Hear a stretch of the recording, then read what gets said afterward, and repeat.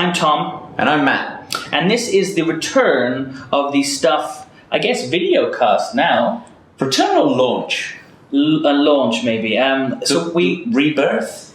Yeah, we attempted to do the Stuff podcast again a couple of weeks ago. We ran into some big audio issues. Actually, Matt couldn't figure out where to put the plug. I think the difference was our adapter plug was actually an Australian adapter plug. And obviously we're not in Australia, so... Didn't work out very well. So what we've decided to do this time is we're going to film it. So those guys on YouTube, I guess you people, not you people. Not you. The users of YouTube can watch us. And also what we're going to do is we're going to detach the audio, which we can do now using technology. And we're going to put the audio onto iTunes as a podcast, and we're going to put the video onto YouTube, which hopefully you guys are watching. Well, yeah, I imagine who isn't watching, my friend. So, we're hoping to do this every couple of weeks. Hope you enjoy. We're not going to waste any more time. What are we talking about this week? This week we're talking about the launch of the new Samsung Galaxy S4. Mm-hmm. We're talking about wearable technology, and we're going to run our eyes over the news that, I suppose we'll dip straight into the idea that news of a new video game has been recently banned in the UAE, and it was one that we were looking forward to. It was it's Injustice: Gods Among Us.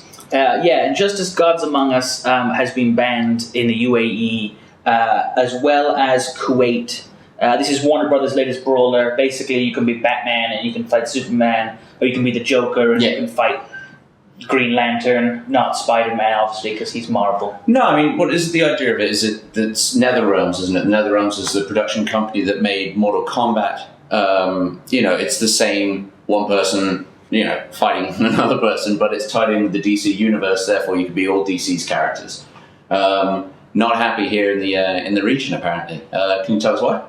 Well, what they tried to do, obviously, is a bit of a kind of sticky situation using the word God in any product out here. This isn't the first time a game's been banned for doing things like nudity. Grand Theft Auto has never been released here for obvious reasons. This is mainly we think about the word God. Now, the thing is, according to IGN Middle East, they were trying to launch the game and they were going to call it Injustice: The Mighty Among Us. Yeah. And that's the one that actually went to the censors. So, again, a little bit confusing. Maybe once you booted the game up, it still said Gods again. Yeah. Maybe it's mentioned at some point in the story. But either way, it did not get to the censors. We will not be playing Injustice: Gods Among Us. It's disappointing, but, we'll see how that one pans out over the next couple of weeks and see if it's available. Yeah, and as is the way in Dubai and the UAE, we can't promote it, but there are probably ways to get that game, probably. Anyway, let's move on. Let's talk about the Samsung Galaxy S4. Yeah, you were at the launch earlier this month. I was at the launch. It's probably after kind of the iPhone 6 or iPhone 5S. The Galaxy S4 was the biggest phone launch of the year, and probably could be the biggest phone launch. So the third biggest launch of the rest of the year. We don't know. It could have been. Yeah. It's going that way. You know what I mean? I am a hand-on-heart Galaxy user, Tom. You do have a Galaxy. So I was excited as anyone was, and I'm sure you're pretty excited as well about it. How did it go down? Well, I had to sit through about 45 minutes of really boring speeches and some terrible comedy. And at one point, they had the South Korean host do Gangnam Style with the phone. And, it was... Cheesy isn't really the word. Distasteful? Racist? Anyway, so to save you guys from having to suffer through that, what I did was I cut together kind of all the best bits. So we're going to play a few of those for you now, I think. Enjoy.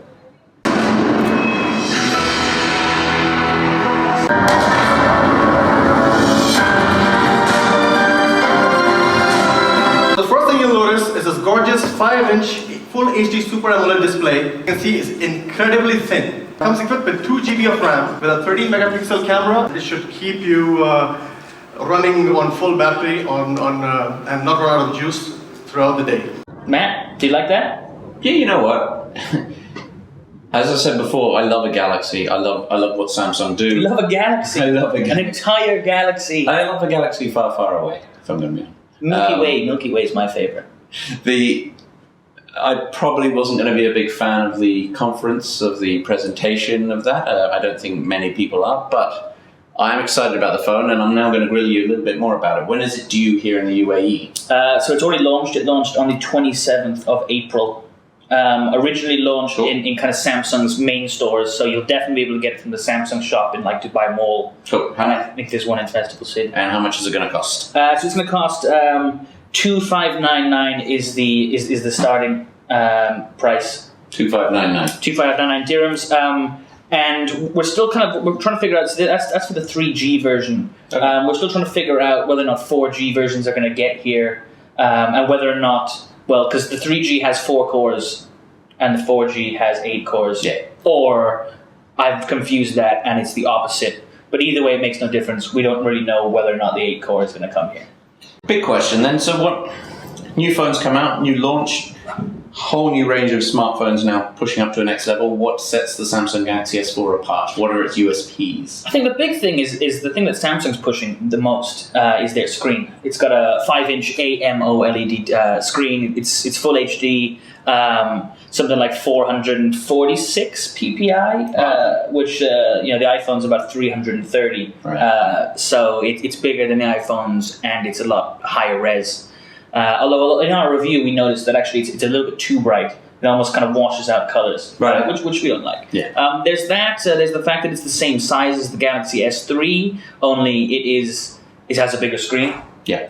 It's got a bigger battery than the S3, again the same size, but of course they both last the same amount of time. There's a lot to be had about the Galaxy S4. Well, one of the things we recently had a problem was an argument almost was about removable casings and backings to get out your SIM card, to be able to reset things. Things go wrong, take out the battery. It's got a removable back. Yeah, it's got a removable back. Samsung chose again. I'm not really sure why. I don't really like it that much. But Samsung chose again to wrap it in polycarbonate plastic. Yeah. And one of the things that does is it makes it incredibly light, which Samsung Galaxy users do like. Yeah, absolutely. It's not a really big, heavy phone. The bad thing about that is it makes it feel plasticky, and some people say it feels a little bit cheap. Yeah, I mean the HTC One, by comparison, is an excellent metallic back. It feels slick, it feels luxurious, but there is that frustration that I know recently we had a test model even in the office and managed to get our SIM card jammed in there, and no matter of strength nor persistence could get that out. Now we had tweezers in there, we had other SIM cards trying to. Yeah, but it's issues like this that obviously people are trying to address, and the fact that these things will go wrong in technology, in hardware. If you can take off the back, you can replace the battery. You can. The replaceable battery is big. Also, removable storage. The Galaxy S4 supports 64 gigabytes through a micro SD card. So again, that's more than double the 32 gigabyte storage. That's a lot of films, a lot of music. And again, it's just swappable, so you can swap with friends. And I think kind of the more business inclined will choose the Galaxy S4. Whereas I think personally, I like the HTC One. I just like the feel of it, the look of it. Obviously, the Galaxy S4 also comes with loads of accessories. There's like a little watchy thing. There's also like a strap, an S-band strap, which gives you heart rate. Because Samsung have thrown a lot of tech into the Galaxy S4. One of which is a healthy app. Now, speaking of straps, you've managed to carefully segue yourself into the next conversation I wanted to have, and that is about wearable technology. Where are we going with that? Has that progressed? I hear rumours of an iWatch. Yeah, there's so many rumours that Apple are going to be launching an iWatch that right now everyone is taking them as just true. Right. It's going to happen. So it's not actually fact, it's a believable rumour. Which would be... Well, it's a rumor. It's believable, Yeah. Okay. So but so believable that everyone's betting on it. Okay. Like everyone you ask is going to say that an Apple iPhone is coming. The only question is when is it coming.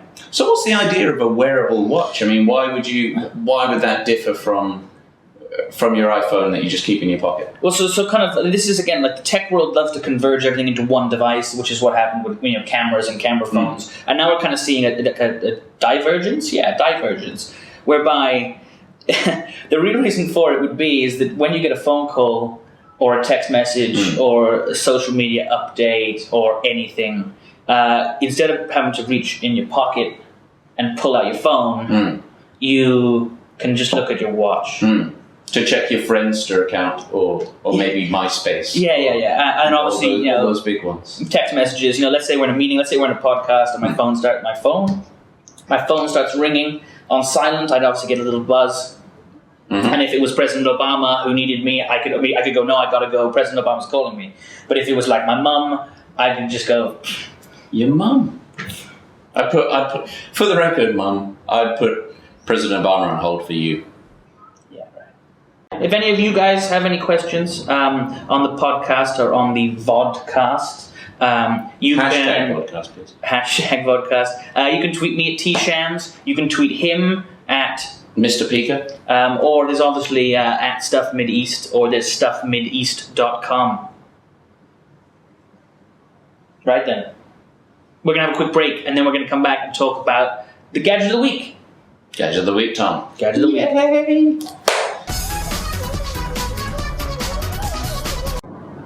And we're back. It's always my favourite time of... are we back? We didn't go away, did we? We've come back. We've come back. I'll put something in, so we've come back from something. What it is, I don't know yet. It may have been Nyan Cat, for all I know right now. Nice. Did you enjoy Nyan Cat? We are back. We are back. Indeed. And it is our favourite time of the day, for the favourite time of the week. It's it's definitely my favourite time. I can't speak for the you. favourite time for this week's. It is Gadgets of the Week. What is the Gadget of the Week, Tom? I've got a very special Gadget of the week. Do you now? I do. Is it well? No, sure. You're gonna be impressed. It's big. It's very big. In size or in stature? In size. Okay. Surprise me. All right. Surprise me. Look. Surprise me. Right. So it is.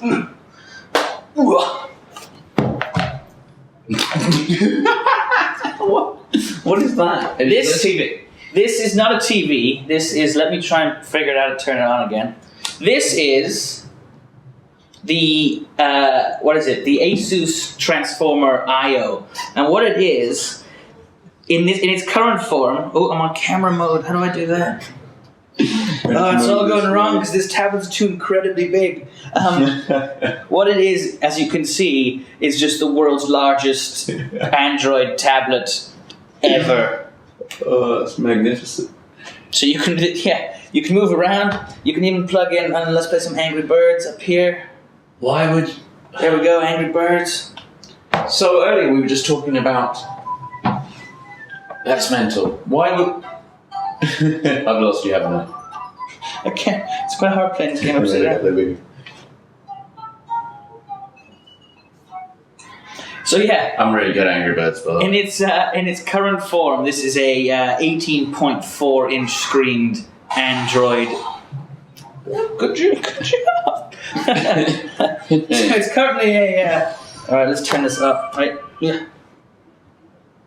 So it's currently an 18.4 inch Android tablet powered by Tegra 3, which is obviously NVIDIA's quad-core processor. So it's got some grunt, but it's also got that massive screen. And feel how heavy it is. It's absolutely... Like, this is... We were just talking before about the iWatch being portable, wearable technology. What's the science behind this one? So the science behind this is it's not just an Android tablet when you want it to be. It comes with a base station, which I'm not going to put on here because it's bigger again. But that base station, it actually powers a Windows 8 desktop. So it actually locks into a dock, if you will. Yeah, so it locks into the dock, and then once the desktop is on and plugged in, it can run Windows 8 Professional. Windows 8 Professional? It can run Windows 8. Okay. So you're there, you're at home, you got Windows 8, you're flicking around all those Metro tiles, it's kind of awesome. And let's say you want to go show someone something. Then you can undock it, And when you have it undocked, it'll either stream Windows 8 from the base station, or you can press this little button right here and it goes into Android mode. Wow, okay. For which I guess you can play Angry Birds.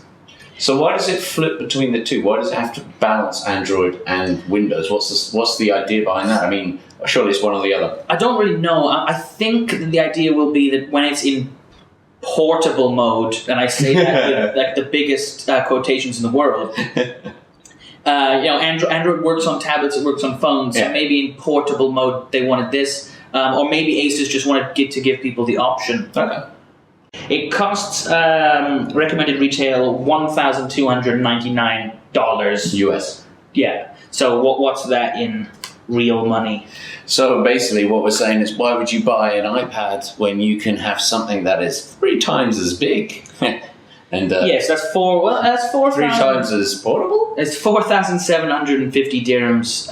So price of an iPad's about 2,000 dirhams. So I guess it's a pretty good desktop and it's a pretty good tablet, except for the fact that it's absolutely massive. Yeah. Right then, I think that's all we have. Yeah, pretty much. I think covered enough bases, and I hope you enjoyed the rebirth, I believe we called it, of the Stuff Vodcast, the Stuff Middle East podcast. Yeah, so let us know if we need to improve. Let me know if Matt is good looking enough to stay on the podcast. If not, we can replace him. Maybe with one of the girls on our covers. Yeah. In fact, maybe we should just do that. There's no cover on it. As long as I can pick the replacements, I'd be quite happy with that deal. Yeah. I'll screen them, don't worry about it. Anyway, thanks for joining us. I have been Tom. And I've been Matt. And we'll see you next time.